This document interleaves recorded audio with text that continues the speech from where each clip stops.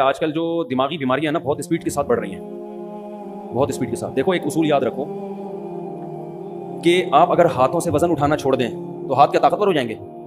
بولو نا، کمزور ہو جائیں گے. آپ کیا میں انرجی سیو کر رہا ہوں، ہاتھ کی انرجی کیا کر رہا ہوں؟ سیو. وزن نہیں اٹھا رہا میں تو سیو ہوگی.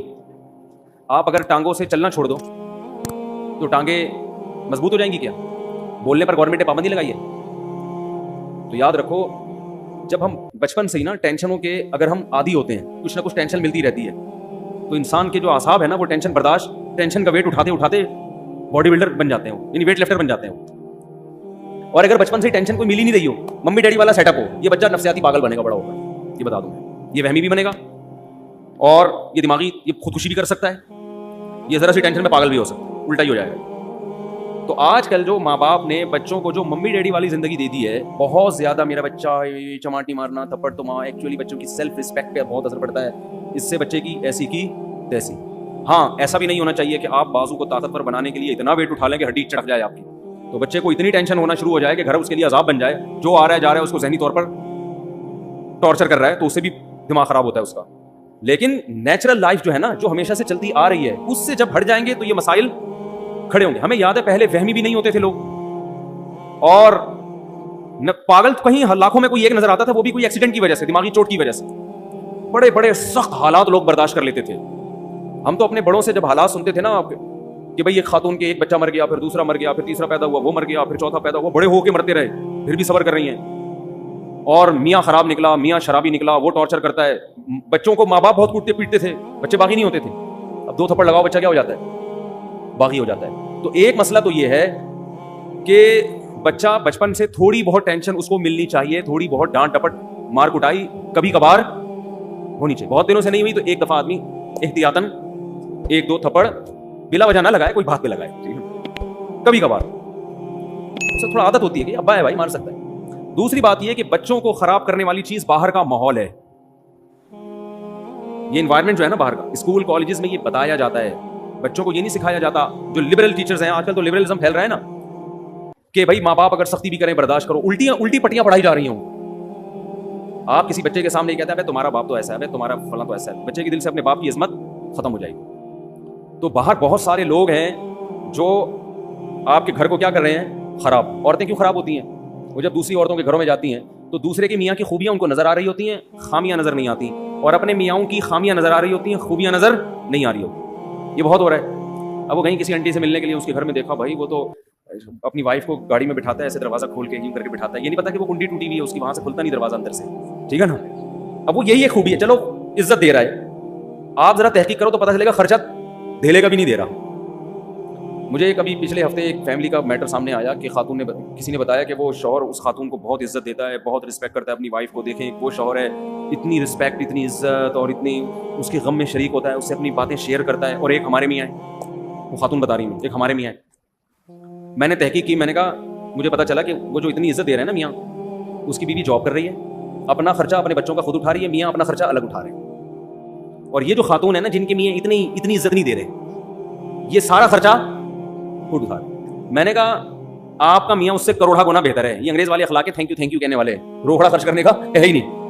اور بھائی تمہارے میاں نے تمہیں گھر دے دیا لے کے، تمہیں گیس بجلی کا، اب ایک تھینک یو رہ گیا اس کی زبان پہ، چھوڑ دو یار، اس میں کیا جا رہا ہے یار. ساری ذمہ داری تمہارے میاں نے تمہاری اور تمہارے بچوں کی اٹھائی ہوئی ہے.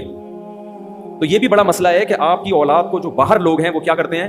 خراب. اس زمانے میں بچوں کو باہر دوستیاں لگانے مت دو، بگڑیں گے.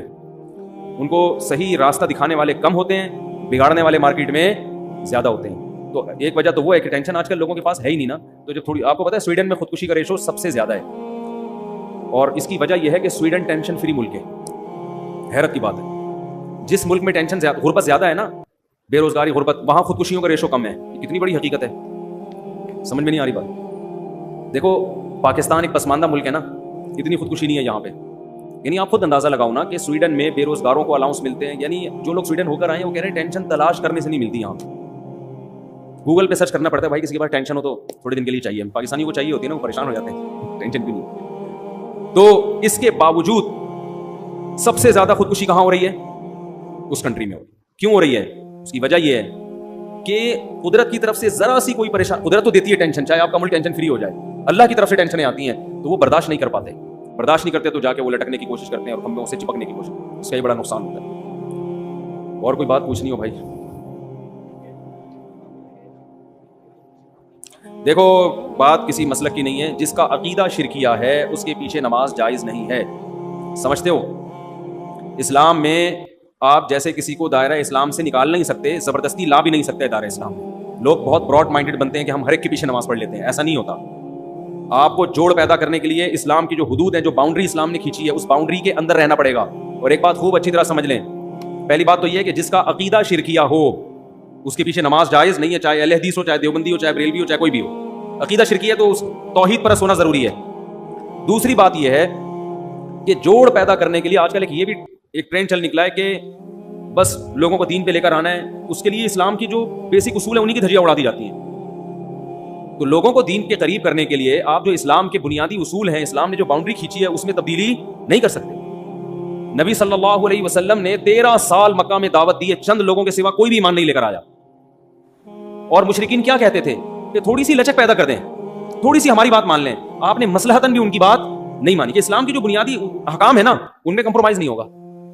जिन चीज़ों का इंतजामी मामलात से ताल्लुक है, मैनेजमेंट से, उनमें तो जैसे सुलह हुदैबिया में आपने बहुत सारी चीज़ों में मानी उनकी बात, लेकिन अगर वो ये मुआहिदा करते कि आप एक नमाज छोड़ दें तो नबी इस शर्त को तस्लीम नहीं करते। भाई नमाज भी नहीं छोड़ सकते, रोज़ा भी नहीं छोड़ सकते, दाढ़ी भी नहीं काट सकते, ठीक है ना, चोरी को जायज़ भी नहीं, ज़िना की भी इजाज़त नहीं हो सकती। तो इसी तरह याद रखो, आजकल एक बहुत बड़ा मसला ये हो गया है कि हमारी हुदूद सारी ख़त्म होती चली जा रही हैं। और ये भी जहन में रखें कि नबी सल्लल्लाहु अलैहि वसल्लम की सीरत में जहाँ हमें मुआफ़ करना मिलता है वहाँ इंतकाम लेना भी मिलता है। अब ये काम होता है कि कौन सा मौका माफ़ करने का है और कौन सा मौका इंतकाम लेने का है। बाज़ दफ़ा इंतकाम लेने में फ़ायदा ज़्यादा होता है। उलमा ने लिखा है, देखो नबी कितने रहमतुल लिल आलमीन थे ना, कितनी रहमत थी, लेकिन खुदकुशी एक शख्स ने की, नबी ने उसका जनाजा नहीं पढ़ाया। हालांकि आप तो रहमतुल लिल आलमीन है और उसका जनाजा फी नफ्सी ही जायज़ भी है, तो मुसलमान ना वो। उलमा कहते हैं, इस हदीस की रोशनी में उलमा कहते हैं कि जो खुदकुशी करेगा, मस्जिद का मुक्तदा रहबर या कोई बड़ा आलिम उसका नमाज जनाजा ना पढ़ाए, बाइकआउट करे। लेकिन हम क्या कर रहे होते हैं यहाँ पे, नहीं नहीं नहीं भाई, उसकी तारीफों पे पोल बांध रहे होते हैं। वो जो इंडिया में एक लड़की ने खुदकुशी की थी ना, बहुत लोगों ने तरस खाया। मैंने कोई तरस वाला बयान नहीं किया, मैंने कहा अल्लाह मग़फ़िरत करे, मुसलमान थी लेकिन कोई अच्छा काम नहीं किया। ये वाजिब ताज़ीर है भाई, तुम जुर्म भी कर रही हो और सारी दुनिया को बता के दरिया में छलांग लगा के और भी लोगों को कह रही हो कि सब छलांगे मारो। ये तो बेसब्री है ना। नेकी को प्रमोट किया जाता है, हाईलाइट किया जाता है कि देखो गम के मौके पर मैं ये सब्र कर रही हूँ, तो आप लोग भी सब्र करना सीखो। आदत नहीं, लेकिन मुझे टेंशन इतनी हो गई, यहाँ 2 बोतलें चढ़ा लिया और वीडियो बना के यूट्यूब पे डाल दे। लोग कहें यार इतना नेक आदमी को ये इतना मजबूर कर दिया इस मुआशरे ने, इस जालिम मुआशरे ने इतने नेक आदमी को ऐसा मजबूर कर दिया कि शराब पी रहा है, इसकी सास पे मुकदमा होना चाहिए। इस दामाद को किसने टेंशन दी है? सास ने। इसके ससुर पे मुकदमा, इसकी बीवी को जेल में डाल देना चाहिए, उसकी टेंशन है। अबे भाई ये टेंशन उसने दी है, नहीं दी, हमारे सामने नहीं। तू जो जुर्म कर रहा है ना, तू तो लोगों को गवाह बना रहा है। अब उस इंडिया की वो लड़की की सास गलत थी नहीं थी हमें नहीं पता, लेकिन आपका गलत होना तो आपने खुद साबित कर दिया ना, अपने आप को हराम मौत मार के। देखो मैं अपने आप को उस लड़की से बेहतर नहीं समझता, क़यामत में शायद वो बख्शी जाए और हम लटके हुए हों, लेकिन उसूल की बात शरीयत की जो है वो तब्दील नहीं हो सकती। जुर्म को प्रोमोट करने की, हाईलाइट करने की और उसकी हौसला अफजाई करने की इजाजत नहीं है। हम तस्वीर के एक रुख को देखते हैं, दूसरे रुख को नहीं देख रहे होते। एक बहुत बड़ा सिंगर था, जब उसकी डेथ हुई है तो उसका जनाजा लाया गया हमारे यहाँ। हमारे शेख हजरत मुफ्ती रशीद अहमद साहब के हजरत ने इनकार कर दिया नमाज जनाजा पढ़ाने से, मैं नहीं पढ़ाऊंगा। हो सकता है छुप के बहुत दुआएं मांगी हो उसके लिए, बज़ाहिर यही लगता है अकेले में बहुत रोए होंगे, अल्लाह इसको माफ कर दे। खुलेआम उसका जनाजा नहीं पढ़ा ताकि इबरत हो, कोई अच्छी मौत नहीं है ये। हाँ कोई छुप के जुर्म कर रहा है, अपने जुर्म को खुद ही छुपा रहा है, तो हमें भी हुक्म है उसको हम छुपाएं। एक अपने आप को एक्सपोज कर दिया उसने, वो तो लोगों को तरगीब दे रहा है जुर्म की। तो इसलिए भाई इन चीजों में आज बेइतदाली बहुत होने लगी है, हम हुदूद शरीयत से तजावुज़ करते हैं। मुझे कुछ सिंगर लोग मिलते हैं कि हमने तौबा कर ली, हम पहले ऐसे थे, हम यूं थे, हम यूं थे। तो ठीक है, बेचारों ने तौबा की, अल्लाह उनकी तौबा कबूल फरमाए, लेकिन मैं उनसे अक्सर एक बात कहता हूँ कि यार अपने माजी को भूल जाओ। माजी को एक तस्वीर तो चलो कोई अपनी महफूज रख ले कि लोगों को तरगीब देने के लिए कि मैं ऐसा था और ऐसा हो गया, चलो एक इसमें ये मसला समझ में आती है ताकि दूसरे गुलकारों को भी मोटिवेशन मिले। हमारे एक दोस्त थे, वो कई ड्रामों में आया करते थे, तो फिर उन्होंने तौबा की, तो उन्होंने मुझे अपनी पुरानी तस्वीर बनाई ना, दिखाई, कैप पहना हुआ है, काला चश्मा और अजीब सी मूंछें रखी हुई हैं। और जब वो तौबा किया, ऐसा जिनकी मैंने 3 शादियाँ नहीं, तीसरी करवाई थी शादी, वो वीडियो भी गई थी। अब वो शोबिस की दुनिया छोड़ के शादियों पे सेट हो गए, शोबिस की दुनिया छोड़कर इस पे सेट हो गए। सेट होता है आदमी तो फिर वो करता ही चला जाता है, फिर वो ढीठ बन जाता है। तो मैंने कहा अच्छा वो जो हराम कारी का खतरा था वहाँ पे, ये नहीं कि सब कोई गलत कर रहे होते हैं, मैं इल्ज़ाम नहीं लगा रहा। तो क्या नतीजा निकला कि अब उन्होंने इतना प्यारा उनका हुलिया हो गया। तो वो एक तस्वीर उन्होंने रखी हुई है, वो फेसबुक पे डाली थी कि ये ज्यादा अच्छी है, ये वाली, सब वो नूरानी चेहरे को कह रहे थे माशाल्लाह माशाल्लाह। तो एक तो चलो इबरत के लिए ठीक है, लेकिन अपनी सारी तस्वीरें कि मैं ऐसे नाचता था, मैं यूं करता था, भाई ये तो आप अपने गुनाह को क्या कर रहे हो? आप अपने हज और उम्रे की तस्वीर समझ में आ रहा है कि मैं सर्दी में रो रहा था, अव्वल तो इसको भी जरूरत नहीं है, लेकिन ये कोई फिर भी एक समझ में आने वाली चीज़ है। तो अपने गुनाह की यादगारें महफूज रखना ये अच्छा काम नहीं है। नबी सल्लल्लाहु अलैहि वसल्लम ने फरमाया कि ईमान की मिठास का हदीस का मफहूम है उस वक्त इंसान को महसूस होती है जब वो कुफ्र की दुनिया या गुनाह की दुनिया में जाने को इतना बुरा समझे जैसे आग में छलांग लगाने को, उसको इतनी नफरत हो उस माजी की दुनिया से कि मैंने क्या किस गंद में मैं जिंदगी गुजार रहा था। फिर इसका मतलब है खानदानी तौबा की है उसने। समझते हो कि नहीं समझते हो जी? मुफ्ती साहब मगरिब के पास बयान सही है, हम लोग दूर से आते हैं, जाते 1 बज जाता है यार। ज्यादातर लोग ईशा के बाद आते हैं ना, चंद लोग तो ठीक है, अभी देखो लोग ही नहीं है मार्केट में, वरना तो काफी ज्यादा लोग आते हैं। ईशा के बाद ही ठीक है मेरा ख्याल है, थोड़ी हिम्मत कर लें। क्या कह रहे हैं भाई आप? जी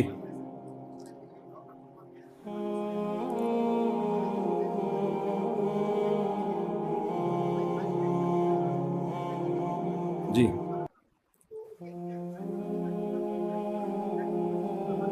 हाँ जी। देखें, ये जो इल्ज़ाम लगाया जाता है ना कि अहले सुन्नत वल जमात अहले बैत पर बयान बहुत कम करते हैं, ऐसा नहीं है। अहले सुन्नत वल, मेरा हज़रत हुसैन की फजीलत पर बयान हो चुका है, हज़रत हसन की फजीलत पर बयान हो चुका है, हज़रत अली की फजीलत पर बयान हुआ है, तो सब उलमा कर रहे हैं। हाँ, अहले बैत सहाबा में हज़रत मुआविया की फजीलत पर आम तौर पर हमारे यहाँ ज़्यादा बयान इसलिए होता है कि सबसे ज़्यादा तान व तशनी उन पर की जाती है, उनके दिफा में इसलिए बयान होता है। अगर शिया हजरात उन पे लान तान छोड़ दें तो फिर उनके फजाइल हमें भी बयान करने की जरूरत नहीं है। तो ये शिया लोगों ने ही हमें मजबूर किया है कि हम हजरत मुआविया के फजाइल कसरत से बयान करें। बाकी ये तो मुत्तफक़ुन अलैह अकीदा है कि हम हजरत मुआविया को हजरत अली पर फजीलत नहीं देते। या तो हम दे रहे हो ना फजीलत, फिर ये इल्जाम लगाया जाए, हम मानते हैं कि हजरत अली की फजीलत हजरत मुआविया से ज्यादा है। दूसरी बात देखें कि जब भी आप खुद किसी को इजाजत दे देंगे ना कि वो आप पे सवालात की बौछार करे, तो उसका नतीजा ये निकलेगा कि वो तो अपनी सारी बातें आपसे कर लेगा। मेरे पास कुछ लोग यहाँ आए थे बाग़ फिदक के बारे में बात करने के लिए कि बाग़ फिदक में ये जो उनके मसाइल हैं कि ये हो गया, ये जुल्म हो गया फला। मैंने कहा मैंने उनको बिठाया, मैंने कहा बैठो। मैंने कहा आप क्या चाहते हो कि ये इल्ज़ामात को सही मान के मैं शिया हो जाऊँ? आप ये चाहते हो? यानी इससे ये साबित करना चाहते हैं कि सुन्नी मज़हब गलत है और शिया क्या है, सही है, ये चाहते हो ना? तो मैंने कहा मेरे शिया मसलक पे ये इतराज़ात हैं, क्योंकि सुन्नियों का तो ये अकीदा है। अहले सुन्नत वल जमात कहते किसको है पता है? अहले सुन्नत में सुन्नत से मुराद है हदीस और जमात से मुराद है सहाबा। तो मैंने कहा और सहाबा में सबसे पहले खुलफाए राशिदीन है। हम ये कहते हैं खुलफाए राशिदीन ने कभी जुल्म, और इतना बड़ा जुल्म कि नबी की बेटी के साथ जुल्म करे, ये तो हमारे अकीदे का बुनियादी हिस्सा है। अगर इसको आपने साबित कर दिया तो इसका मतलब सुन्नी मजहब की बेस ही क्या है? बोलो गलत। तो फिर जब सुन्नी मजहब गलत है तो फिर सही वाला कौन सा है? फिर सही अगर शिया है तो मुझे शिया मसलक पे ये एतराजात हैं। आप साहिल बन के उनसे सवालात पूछना शुरू कर दें कि आप शिया मसलक पे मुझे ये एतराज, ये एतराज, ये एतराज, ये एतराज, वो बहुत सारे हैं, इनका जवाब दे दो तो मैं शिया होने के लिए तैयार हूं, वरना ना मैं इधर का रहूंगा ना मैं उधर का, मैं दरमियान में लटका रहूंगा। समझ में आ रही है बात? आप उनसे सवाल पूछे ना, जैसे ईसाई भी इस्लाम पर एतराज करते हैं, ईसाई लोग भी एतराज करते हैं इस्लाम पे, ये एतराज है, ये एतराज है। भाई ठीक है, मान लिया ये एतराज, तो मैं इस्लाम छोड़ दूं? वो कहेगा हाँ छोड़ो, जब ये एतराज है तो फिर क्या करूं मैं? वो कहेगा ईसाई हो जाओ। अगर इस्लाम पे 10 एतराज हैं तो ईसाइयत पे 1000 एतराज आते हैं, और बेस से ही शुरू हो जाएंगे एतराजात, बुनियाद से ही शुरू हो जाएंगे। तो अगर आप अगले के सवाल जवाब देने में लगे रहोगे ना, वो एक एतराज उठाएगा, फिर वो दूसरा उठाएगा, फिर वो तीसरा उठाएगा, फिर वो चौथा उठाएगा, वो उठाता रहेगा बैठ के। तो आपको इसका ला हासिल बहस है, ठीक है ना, ला हासिल बहस है। तो ये जैसे वो मुनकिरीन हदीस से मेरी बातचीत हुई थी, तो वो बुखारी पे ये एतराज, मुस्लिम पे ये एतराज। मैंने कहा मान लिया यार बुखारी गलत है, ठीक है ना, तो क्या करना है फिर? उन्होंने कहा कुरान पे आ जाओ। मैंने कहा कुरान तो खुद कह रहा है बुखारी को फॉलो करो। कह रहे कुरान में कहाँ लिखा? मैंने कहा कुरान कह रहा है कि नबी तशरीह करेंगे इस कुरान की, तो बुखारी में नहीं है, तो फिर नबी की वो तशरीह कहाँ गई है? ये तो गलत हो गई ना। तो सही किताबें लेकर आओ ना मेरे सामने फिर हदीस की, सही तो कहीं है नहीं तुम्हारे पास। मैंने कहा सर कुरान ही गलत कह रहा है कि नबी तशरीह करेंगे। नबी तशरीह करेंगे तो कुरान समझ में आएगा, ये कुरान कह रहा है हमें। तो जब नबी की तशरीह है ही नहीं तो फिर सही वाली तशरीह ले आओ, तो मैं इसको छोड़ देता हूँ। ना सही वाली है तुम्हारे पास, ना इसको फॉलो करने दे रहे हो, इसका मतलब तुम ही गलत हो। कुछ उसूली बातें होती हैं जो जिनका किसी के पास कोई जवाब नहीं होता, ये उन लोगों को दिया जाता है जिनमें दलील समझने की सलाहियत नहीं होती। बुखारी की पर जो एतराज थे, हर एतराज का जवाब हमारे पास है, लेकिन हमें पता है उस जवाब में पढ़े ना तो एक लंबी तवील बहस शुरू हो जाएगी। और जिन लोगों में जहानत नहीं है, कम अकल है, वो बाज दफा उनके प्रोपेगेंडे से मुतासिर हो जाते हैं। तो भाई अगर मुतासिर होकर आपके फिरके में मैंने आना है, तो आपके फिरके पे तो इतने बड़े बड़े एतराजात होते हैं कि इसका आपके पास भी जवाब नहीं है। तो ये मुनकिरीन हदीस तो हर मसलक में ऐसा ही है।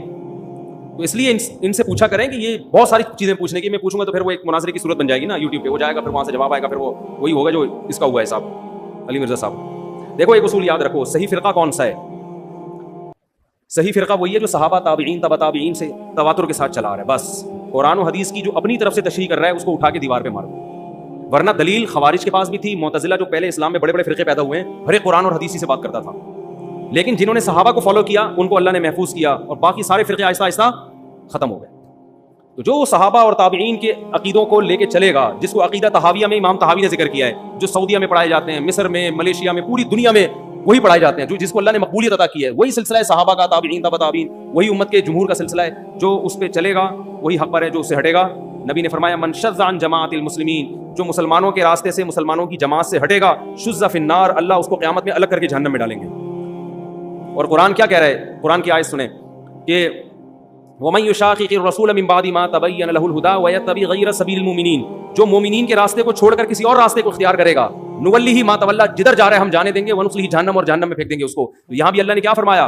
مومنین کا راستہ, جو عامت المومنین کا مذہب ہے نا, اسی کو اسلام کہتے ہیں. جو اس سے ہٹے گا وہ کیا ہے؟ اب اگر ہم شیعہ حضرات کو درست مان لیں, اس کا مطلب حرم 1400 سال سے سنیوں کے پاس ہے نا حرم, تو اس کا مطلب حرمین 1400 سال پہ غلط لوگوں, 1400 سال سے غلط لوگوں کے پاس ہے.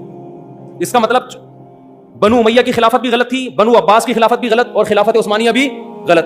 تو 1300 سال سے مسلمانوں کی حکومتیں بھی غلط لوگوں کے پاس, مسلمانوں کی خلافتیں بھی غلط لوگوں کے پاس, حرمین بھی غلط لوگوں کے پاس, اور جنگ لڑنے والے جو مجاہدین ہیں 99% تو وہ سارے اہل سنت والجماعت میں ہیں, وہ سارے غلط. وہی غامدی صاحب والی بات ہو جائے گی کہ یا تو غامدی جنت میں جائے گا, یعنی وہ حق ہے, یا یہ ساری امت حق پر ہے. آئی بات سمجھ میں؟ عامی آدمی کے لیے حق کو سمجھنے کے لیے اتنی دلیل کافی ہے. تو صدیوں سے جو حرمین میں حکومت چلی آ رہی ہے, اسلام کا مرکز ہے, اور آپ یہ نہیں کہہ سکتے کہ بھائی یہ بھی تو ہو سکتا ہے کہ باطل لوگوں کا اسلام پہ ہمیشہ سے غلبہ رہا ہو. یہ اسلام کے بارے میں بات اس لیے نہیں کی جا سکتی کہ اسلام آخری مذہب ہے اور محمد صلی اللہ علیہ وسلم آخری مذہب ہے, آخری نبی ہے. آپ کے بعد کوئی نبی نہیں آئے گا, تو اللہ اسلام کو اتنا مغلوب نہیں کرے گا. قرآن کے الفاظ دیکھیں, هو الذی ارسل رسولہ بالہدی ودین الحق لیظہرہ علی الدین کلہ, اللہ نے اپنے حبیب کو جو دنیا میں بھیجا تاکہ وہ اس کو تمام دینوں پہ غالب کر دیں. تو اگر آپ حرم میں بھی کہتے ہو کہ باطل لوگ ہیں, اور بنو امیہ کی خلافت بھی اہل باطل کے ہاتھ میں تھی, بنو عباس بھی وہ تو سارے سنی تھے, اور خلافت عثمانیہ بھی, اور یہ جو ہندوستان میں 1000 سال حکومت چلی ہے اسلامی حکومتیں, یہ بھی سنیوں کی تھیں. تو یہ سارے, اس کا مطلب کیا تھا کہ یہ غلط ہے, اور تھوڑے سے لوگ کیا ہیں وہ جنت میں جائیں گے. اس کا مطلب پھر یہ انگریز کہے گا کہ 1400 سال میں تم اسلام کا اصل نقشہ دنیا کے سامنے پیش نہیں کر سکے, غلط لوگ ہی اسلام کو فالو کرتے رہے ہیں, تو اب کیا تیر مار لو گے تم دنیا میں آ کے؟ ہم بتاتے ہیں ہمارا ماضی بہت شاندار تھا. ہمارا ماضی کیا ہے؟ بہت شان, اہل حق کے ہاتھ میں رہی حکومتیں, اس میں کچھ ظالم لوگ بھی آئے ہیں, لیکن سسٹم صحیح لوگوں کے, سسٹم صحیح تھا. حاکم ظالم آئے ہیں, لیکن سسٹم بہت کم ایسا ہوا ہے کہ اب جب خلافت عثمانیہ کا خاتمہ ہوا ہے تو ہمارے ہاتھ سے حکومتیں گئی ہیں, پھر اس کے بعد ہم مغلوب ہونا شروع ہوئے.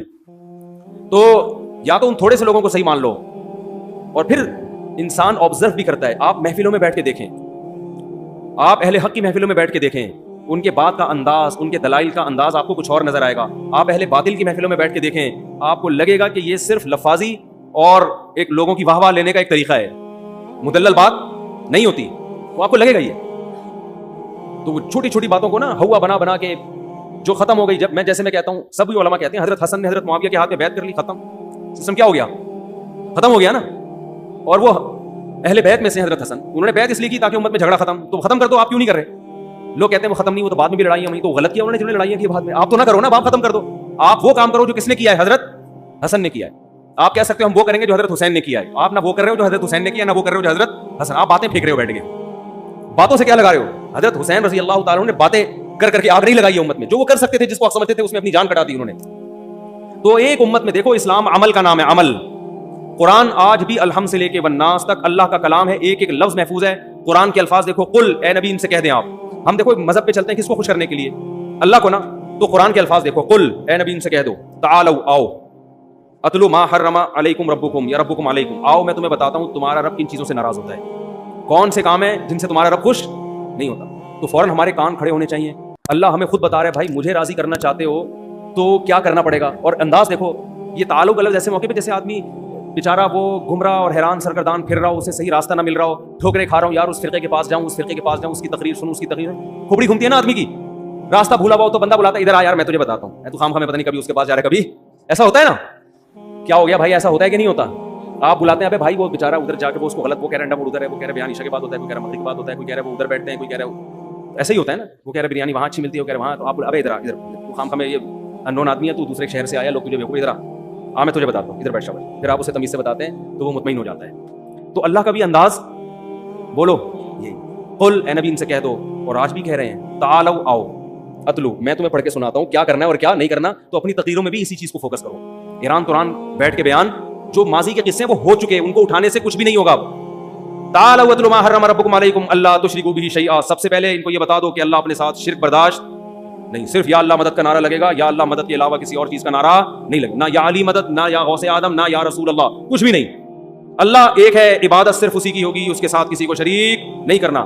اللہ تشرکوا به شیئا وبالوالدین احسانا، اور ان کو بتاؤ کہ ابا اماں کے ساتھ اچھا سلوک کرنا ہے. نہیں آ رہی بات؟ ان میں سے بہت سو کا اپنے باپ اور ماں کے ساتھ اچھا سلوک نہیں ہوتا، ان کے قدموں میں جنت تلاش کرنی ہے. اور ولا تقتلوا اولادکم من املاق، غربت کے خوف سے اپنی اولاد کو قتل نہیں کرنا. پریگنینسی میں آج مائیں اپنے بچوں کو ضائع کر دیتی ہیں کہ شوہر کی ارننگ کم ہے. اللہ فرماتے ہیں نحن نرزقکم وایاہم، اولاد کے معاملے میں مجھ پہ اعتماد کرنا ہے، جو خدا تمہیں روزی دے رہا ہے وہی اس کو بھی دے گا. آج یہ کتنا بڑا ہمارے یہاں ایک اخلاقی جرم ہے کہ نسل روکی جا رہی ہے، کھلائیں گے کہاں سے؟ یعنی آپ اپنے کیلکولیٹر پہ اور اپنے ارننگ پہ اعتماد کر کے بیٹھے ہوئے، اس کو بھول گئے جو پیدا کر رہا ہے. یہ بہت بڑا جرم، تبھی تو ڈپریشن میں جاتے ہیں کہ سب کچھ اپنی جیب پہ. اللہ کو تو ڈکشنری سے ہی نکال دیا. اور کیا فرمایا؟ ولا تقربوا الزنا، زنا کے قریب بھی. متع اور زنا میں کوئی فرق نہیں ہے، خوب سمجھ لو. 2 گھنٹے کی شادی، 4 گھنٹے کی شادی، 5 گھنٹے کی جو ایگریمنٹ کے ذریعے شادی ہوتی ہے نا، متع جسے کہتے ہیں، وہ زنا ہی کا دوسرا نام ہے. متع میں اور زنا میں، ایک صاحب مجھے کہنے لگے نہیں زنا تو چھپ کے ہوتا ہے، متع میں 2 گواہ ہوتے ہیں. میں نے کہا اس کا مطلب زنا اگر 2 گواہوں کی موجودگی میں کر لو تو وہ متع بن جائے گا. انہوں نے کہا نکاح میں جو ہے نا، زنا میں تو کام کیا نکل لیے، متع میں ایگریمنٹ ہوتا ہے 1 مہینے کا، 10 منٹ کا بھی ہو سکتا ہے، 1 گھنٹے کا بھی ہو سکتا ہے. تو میں نے کہا وہی ہوا کہ ایک عورت آپ نے کرائے پہ لے لی 1 گھنٹے کے لیے، 2 گھنٹے کے لیے، 1 سال کے لیے لے لی. نکاح میں اور زنا میں بڑا فرق یہ ہے کہ نکاح میں عورت کو رائٹ نہیں ہوتا کہ آپ کے نکاح سے نکلے. شادی ہوئی ہے، مرد کو رائٹ ہے کہ وہ چھوڑے گا تو آپ نکاح سے نکلو گی، نہیں چھوڑے گا تو آپ نہیں نکل سکتی. سمجھ میں آ رہی ہے بات کہ نہیں ہے؟ اور اسی بیس پہ عورت شادی کے لیے آمادہ نہیں ہوتی. اس کو پتا ہے میں آؤں گی اپنی مرضی سے، جا اپنی مرضی سے نہیں سکتی، ہو سکتا ہے قیامت تک کے لیے مجھے بیوی بنا کے رکھ لیے. تبھی وہ یہی سوچ کے آتی ہے کہ جس کے ساتھ قیامت تک رہ سکتی ہوں، اس کو تو اس کے نکاح میں تو آؤں، جس کے ساتھ نہیں رہ سکتی اس کے نکاح میں آنا ہی نہیں ہے. وہ الگ بات ہے، ہماری عدالتوں نے یہ فلسفہ ہی ختم کر دیا، خلا کے اختیارات دے کے عورتوں کو. تو نکاح میں زنا میں بڑا فرق یہ ہے کہ نکاح ہمیشہ کے لیے ہوتا ہے اور زنا صرف خواہش پوری کی اور پتلی گلی سے نکل لیے. سمجھتے ہو؟ تو متع اور زنا میں کوئی فرق نہیں ہے. تو قرآن کیا کہہ رہا ہے؟ ولا تقربوا الزنا، زنا کرنا تو دور کی بات، اس کے قریب بھی مت پھٹکو. لڑکیوں سے فون پہ باتیں کرنا، میسج بازیاں اور ان سے دوستیاں، یہ چیز زنا کے قریب لے کر جاتی ہے. اور قرآن کیا کہہ رہا ہے کہ اوفوا الکیل والمیزان بالقسط، ناپ تول میں کمی مت کرو. کیا مطلب؟ جب حق لینے کی باری آتی ہے تو پورا حق لیتے ہو، دینے کی باری آتی ہے تو کیا کرتے ہو؟ ڈنڈی مارتے ہو. علماء نے لکھا ہے اس آیت میں گورنمنٹ کے وہ ملازمین بھی داخل ہیں جو دفتر لیٹ پہنچتے ہیں، کام دیر سے کرتے ہیں، تنخواہ پوری لیتے ہیں. وہ پرائیویٹ ملازم بھی داخل ہیں جو کمپنیوں میں ڈنڈی مارتے ہیں، کام نہیں کرتے، تنخواہ کمپنیوں سے پوری لیتے ہیں. وہ ٹیچر بھی داخل ہیں، اسکول کے ٹیچر اور یونیورسٹیوں کو پروفیسر، یہ جو طلبہ کو دیانتداری سے پڑھاتے نہیں ہیں مگر سیلری اپنی پوری لیتے ہیں. وہ تمام لوگ اس آیت میں داخل ہیں. تو قرآن کہہ رہا ہے یہ حرکت بولو نا. تو خطیب کی تقریروں میں ان موضوعات کا تذکرہ ہونا چاہیے، نہ کہ وہ ہر تھوڑے دن میں حضرت معاویہ کا مسئلہ لے کے بیٹھا ہوا ہے اور وہ حضرت فاطمہ کے ساتھ یہ ہو گیا تھا، فلاں کے ساتھ یہ ہو گیا تھا، فلاں کے ساتھ یہ ہو گیا تھا، وہی انہی کو بیٹھ. قرآن تو کہہ رہا ہے یہ مسائل ہے بھائی تمہارے، تعالوا آؤ ہم تمہیں بتاتے ہیں.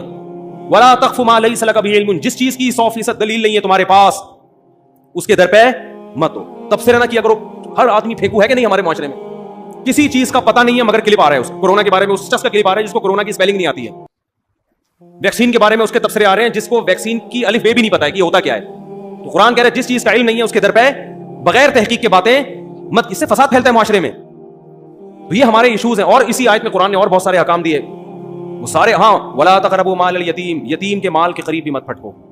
باپ کا انتقال ہو گیا، تمہارے چھوٹا بھائی ہے، چھوٹی بہن ہے، وہ یتیم ہے نا، تو بڑا بھائی کو اجازت نہیں ہے کہ وہ ابا کی وراثت کاروبار کے نام پہ ہڑپ کر جائے اور چھوٹے بھائیوں کو عید بقرعید پہ کپڑے بنا کے دے دیا کرے. بس یہ مارکیٹ میں ہول سیل کے حساب سے ہو رہا ہے. قرآن کہہ رہا ہے یہ مت کرو. تو خطیب کی ذمہ داری ہے، واعظ کی ذمہ داری ہے کہ وہ قرآن کے ان مسائل کو اٹھائے. اللہ کہہ رہے ہیں ان پر عمل کرو گے تو میں خوش ہوں گا، نہیں عمل کیا ان مسائل پر تو پھر بیٹھ کے پھینکتے رہو، باتیں قصے کہانیاں سناتے رہو. یہ تمہارا ہیڈیک ہے، یہ ہمارا مسئلہ نہیں ہے.